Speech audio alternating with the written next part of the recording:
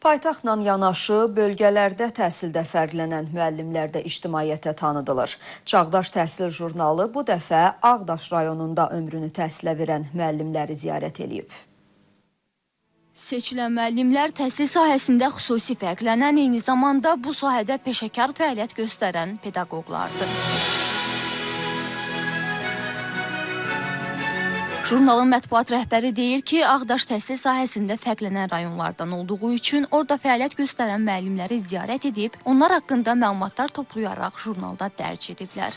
İzləyicilərimizə tövsiyə edirik ki, Ağdaş rayonunda övladlarınızın yaxşı təhsil almağını istəyirsə, ali məktəbdə yüksək bal toplamağını istəyirsə, indi aşağıda sadaladığım müəllimlərə müraciət edə bilərlər. Bəli, bunlar biri Əsbət Rəhimovadır, Umral Rəhimlidir, Şəhla Hacbalayev qabaqçıl müəllimdir, Arzu Qozayevadır, Rəşid İbrahimovdur, Azadə Yusufovadır, Gülöyşə Mikaylovadır, Hədiyə Şirinovadır.